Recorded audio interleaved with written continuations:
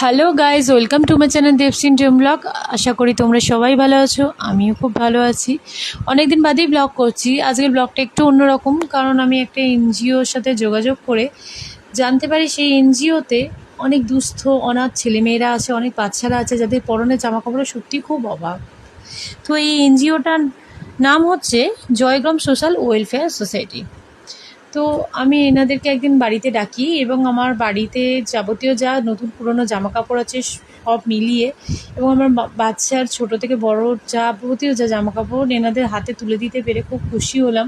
কারণ আমি মনে করি এইসব অনাথ ছেলে মেয়েদের পাশে দাঁড়াতে পারলে এর থেকে বেশি আনন্দের তো আর কিছু হতে পারে না, তাই না? হয়তো অর্থ দিয়ে সাহায্য করতে পারছি না, কিন্তু পরনে জামা কাপড় নতুন পুরনো সব মিলিয়ে তো দেওয়াই যেতে পারে। তাই আমি সবাইকে রিকোয়েস্ট করব, যদি আপনাদের কাছেও এরকম কোনো অপশান থাকে যে জামা কাপড় আছে আপনারা কাউকে দিতে চাইছেন, তো অবশ্যই কোনো এনজিওর সাথে যোগাযোগ করে এনাদের হাতে তুলে দিন।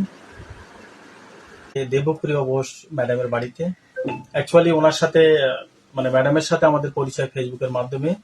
একজন ফেসবুকে কিছু পুরনো জামা কাপড় দেবেন বলে জানিয়েছিলেন, আমরা সেখানে একটা কমেন্ট করি, আমার নাম্বার দিয়েছিলাম। ম্যাডাম সেখান থেকে আমার নাম্বার নিয়ে যোগাযোগ করেন এবং ফাইনালি আমাদের বাচ্চাদের জন্য, প্রতিবন্ধী অনাথ বাচ্চাদের জন্য, গরিব বাচ্চাদের জন্য তার নিজের মেয়ের জামা কাপড় 4 বস্তার মতো জামা কাপড় আমাদের হাতে তুলে দিলেন।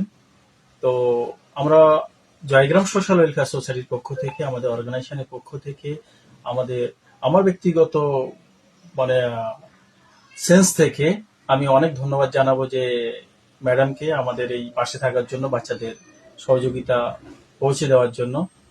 তো অনুরোধ করব ম্যাডামকে আমাদের এই ইনস্টিটিউটে আসার জন্য এবং